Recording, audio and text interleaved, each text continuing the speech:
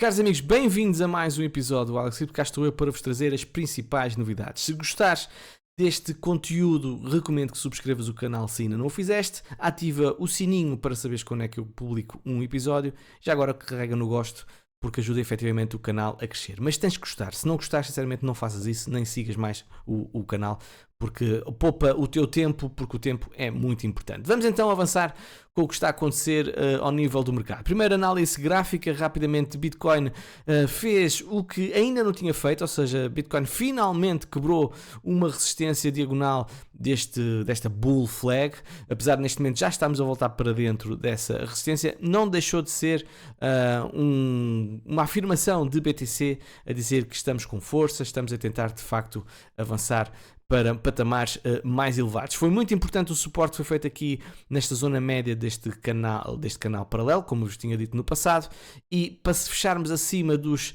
67, 68 mil dólares, eu acho que de facto foi importante. Agora, é evidentemente que nada sobe para sempre e basta nós mudarmos para um time frame de 3 dias para constatarmos que BTC estava um bocadinho esticado, ou seja, 3 velas consecutivas a verde, e era mais provável termos uma vela vermelha, seja na próxima ou na consequente, portanto nada sobe para sempre, vocês já sabem que eu penso um bocadinho assim. E nada desce para sempre também. Reparem o que aconteceu, por exemplo, em setembro, no início de setembro até 27 de setembro. Nós tivemos também 7 velas a verde e depois tivemos uma vela vermelha muito expressiva. Agora, que tipo de vela é que nós vamos ter, por exemplo, vermelha? Vai fechar amanhã.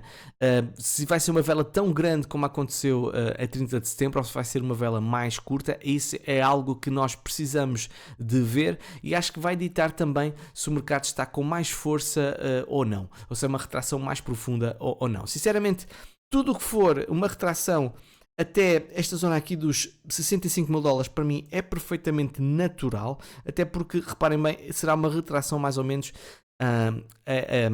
uma retração de 50% deste corpo da vela, portanto uma vela de imbalance, portanto é perfeitamente normal haver este tipo de retrações e depois para continuarmos a subir. Portanto que assim seja, que o Bitcoin esteja apenas a beber água para depois continuar a subir. Caso nós fechemos esta semana lá para os 63, 62 ou mesmo abaixo dos 62 mil dólares, isso efetivamente vai ser um mau sinal e vamos ter que fazer uma nova análise. Relativamente às notícias, podemos constatar que alguns analistas avaliam, ou pelo menos esperam, uma consolidação pré-eleitoral. Dizem que Bitcoin e Ethereum estão numa resistência e que então pode levar a uma certa acalmia até às próprias eleições. Eu por acaso fui ver como é que os ativos, neste caso Bitcoin, se comporta em período eleitoral e, por exemplo, nós constatamos aqui em 2012 BTC teve uma correção umas semanas antes do ato eleitoral. Pós-ato eleitoral tivemos uma subida, então quando Barack Obama tomou posse, claramente um movimento muito forte de subida.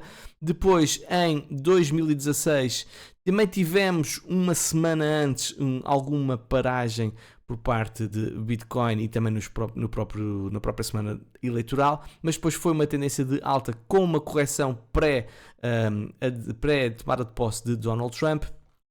E com Joe Biden nós podemos ver claramente que tivemos uma subida muito expressiva ainda antes das eleições e depois das eleições também tivemos uma forte subida.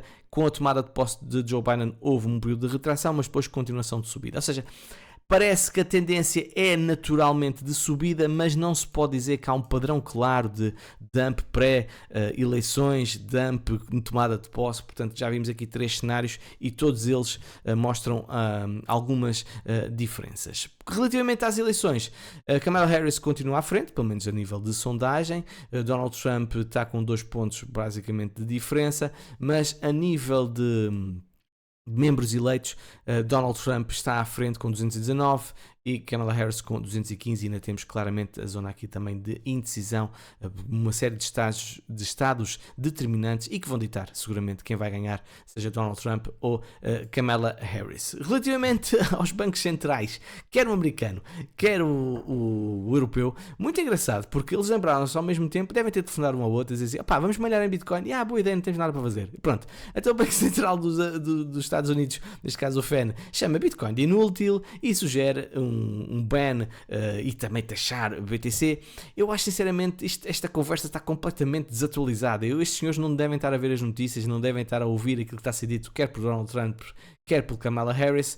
Sinceramente não faz muito sentido, até o próprio SEC já deu a bênção, e estamos a falar do SEC, deu a bênção a ETFs para Bitcoin e Ethereum, portanto não faz qualquer sentido aquilo que está a ser dito, ou melhor, faz sentido quando eles consideram Bitcoin como um adversário muito forte ao dólar, mas também ao euro. Por exemplo, quem não tem Bitcoin vai ficar pobre, diz o Banco Central Europeu.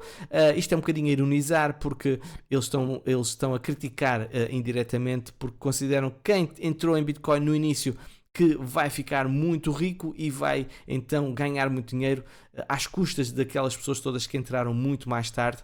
Mas, meus amigos, isso é a lei da oferta e da procura e o risco envolvido, ou seja, quem compra um ativo muito precocemente corre um risco muito grande, mas o retorno também pode ser muito grande. Eles nesta notícia até fazem comparação com quem comprou quem comprou um lote de terreno no centro de Nova Iorque há 100 anos atrás. Neste momento, obviamente que esse terreno vale muito dinheiro, mas na altura obviamente valia muito menos. Portanto, isto é para mim conversa da treta destes dois bancos centrais que estão sinceramente mais tentar picar do que tentar construir.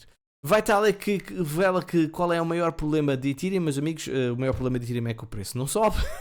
Isso para mim é o maior problema, mas agora a falar a sério, portanto o Vitalik considera que há um risco de uma excessiva centralização do staking e que pode de facto levar a uma emissão muito forte de Ethereum, porque como vocês sabem o staking dá recompensa ao nível de Ethereum. Ethereum não tem um supply limitado ao contrário de Bitcoin, e ele até faz uma comparação, ou pelo menos faz um alerta. Vamos imaginar que todo o Ethereum existente estaria em staking e se levaria a uma emissão desnecessária na ordem de 1 milhão de Ethereum extra por ano. Portanto, mas quem o fez, neste caso foste tu e com os teus colegas, deviam ter pensado se calhar nisso, não é?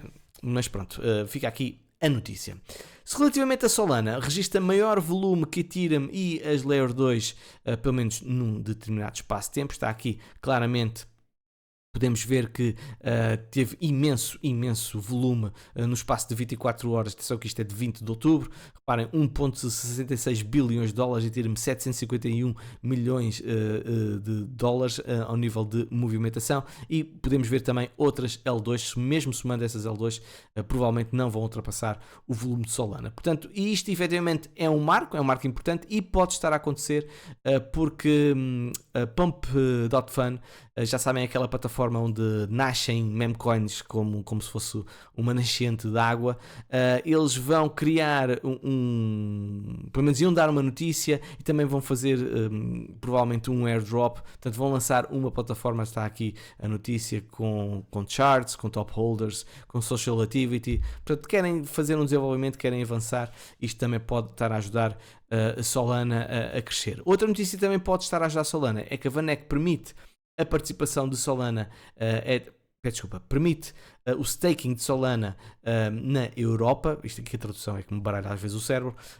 Portanto, o ETP é como se fosse um ETF, e isto é efetivamente importante. Não só seria uma mais-valia para Solana, mas também, por exemplo, para quem tem Ethereum e quer fazer o seu staking e não consegue, por exemplo, nos Estados Unidos não é possível, optar por outro ativo em que as pessoas ganham 3, 4, 5, 6%, eu acho que é efetivamente uma mais-valia e um posicionamento estratégico aqui por parte da VanEck para com a Solana, a VanEck está muito bullish a Solana, ok? Relativamente ao gráfico, nós podemos ver que tivemos então o breakout deste triângulo ascendente, ou então se quiserem chamar um Head and Shoulders invertido, também podemos ver aqui ambos os cenários. Este Head and Shoulders invertidos deve disparar o preço lá para $220, atenção, ninguém tem garantias. Obviamente temos resistências antes, mas seria muito positivo ver Solana, e ela está a mostrar força num dia que até o mercado está a corrigir. Reparem, até está a verde, e seria muito interessante ver Solana consolidar acima de uma anterior resistência. Ou seja, se ela fizer aqui uma bull flag nos próximos dias, vai claramente dar margem para uma nova subida e quiçá atacar aqui a zona dos 187, 194 ou mesmo 200 dólares. Quem tem Ethereum deve se calhar ficar um bocadinho mais tristonho se não tem Solana, porque neste momento Solana está em máximos históricos versus Ethereum. Quem tem de facto muita Solana e pouco Ethereum ou não tem Ethereum deve ficar evidentemente satisfeito. Quem também deve ficar satisfeito e hoje está a ter um bom dia é Rune. E porquê? Pelos vistos a Ledger vai permitir então swaps com a TorChain dentro da Ledger Live, o que é bastante relevante, até por toda a facilidade e segurança que aqui está, obviamente, envolvida. Outra notícia, a Avalanche lança novo cartão Visa, que vai então permitir às pessoas guardarem os seus tokens e fazer gastar os seus criptoativos utilizando, obviamente, blockchain de AVAX. E também outra notícia, neste caso, o líder do Partido Democrático do Povo do Japão promete cortar impostos sobre criptomoedas e Bitcoin se for eleito. Não faço a mínima ideia se este senhor tem probabilidade ou não de ganhar. É sempre bom, mas é sempre bom ouvir este tipo de notícias, até porque faz com que outros candidatos possam dizer o que é que ele disse? É Bitcoin? Ok, pode ser interessante também para mim, para eu também divulgar ou tomar essa própria decisão. Relativamente aqui ao nosso paísito, Portugal tem o quarto maior excedente da Europa, portanto uma belíssima notícia, numa altura em que nós temos um déficit na zona euro de 3% e uma economia muito estagnada ao nível europeu, portanto Bitcoin. Portugal está claramente a afastar-se daquela ideia de ser um patinho feio, mau da Europa, que tinha sempre maus resultados. Meus amigos, que assim continue, o nosso país continua a crescer, que seria bom para todos nós. Por fim, falar que Putin confirma que BRICS vai explorar moedas digitais para desenvolvimento de investimentos. Há claramente aqui um posicionamento de uma série de países que juntaram-se então ao BRICS e que estão a pensar então criar ou uma moeda digital ou utilizar moedas digitais para os próprios investimentos. E eu não considero isto que uma mais-valia para as cripto, porque eu não vejo moedas digitais como criptomoedas, mas sinceramente vejo claramente um ataque ao dólar e uma desvalorização do dólar que indiretamente pode depois afetar Bitcoin e todos os outros ativos, ok? Pronto, meus amigos, espero que tenham gostado do episódio. Já sabem, subscrevam, coloquem um gosto, ativem o sininho e vemo-nos no próximo episódio. Tchau, tchau.